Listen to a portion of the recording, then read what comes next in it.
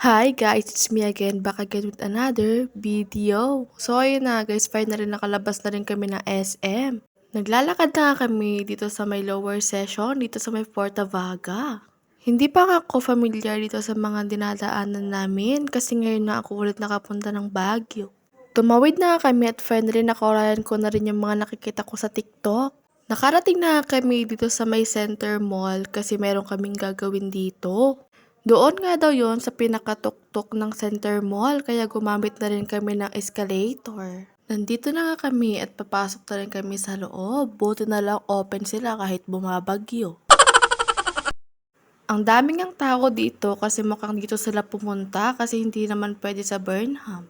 Kaya nagpa-register na rin kami agad tapos tinawag na rin naman kami agad tapos binigyan kami ng mga sapatos. Nasa policy nga daw nila yon na kailangan natin magpalit ng sapatos bago tayo maglaro.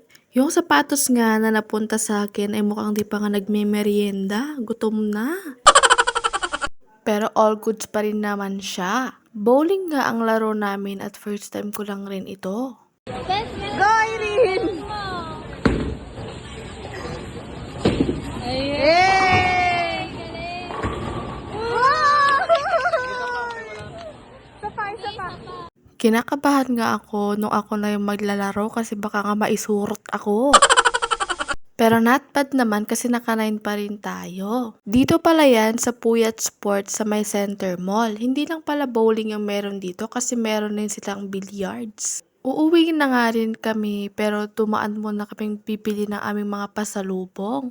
Syempre, nasa Baguio ka na nga, di ba? Hindi yan mawawala pag uuwi ka ng Pangasinan. Ayun lang muna. Bye-bye!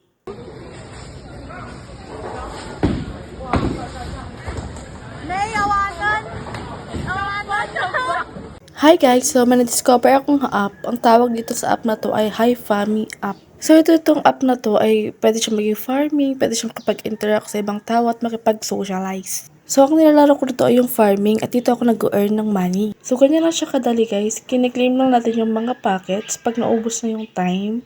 At nagkakaroon siya ng points which is pwede natin siyang ibili sa upgrade level. At yung iba naman na may katumbas naman siya na points which is pwede mo siyang ma-withdraw.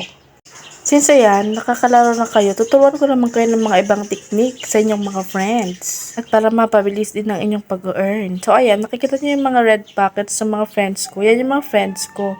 Pag hindi nila nakuha yan, pwede nyo silang i-claim, pwede nyo i-steal. At para mas dumami pa naman, meron din yung nakalagay na task. Pindutin nyo yun at mag-daily signed in kayo at meron silang mga pa-bonus dyan. Ayan. So, ngayon, turuan ko naman kayo paano mag-withdraw. So, pindutin nyo yung withdraw doon sa taas ng may peso sign. Ayan. At makikita nyo yung ganyan. So, pwede nyo yung i-withdraw ay $0.1. So, pwede nyo siyang gamitin as load or ipunta nyo sa PayPal and sa GCash. So, ang ginamit ko ay yung aking GCash. So, ang ilalagay nyo lang dito ay yung account number nyo at yung account name. After nyo, huwag nyo kakalimutan i-check yun nandun sa pinakababa para mag-confirm yung withdrawal nyo. Yun lang. Thank you!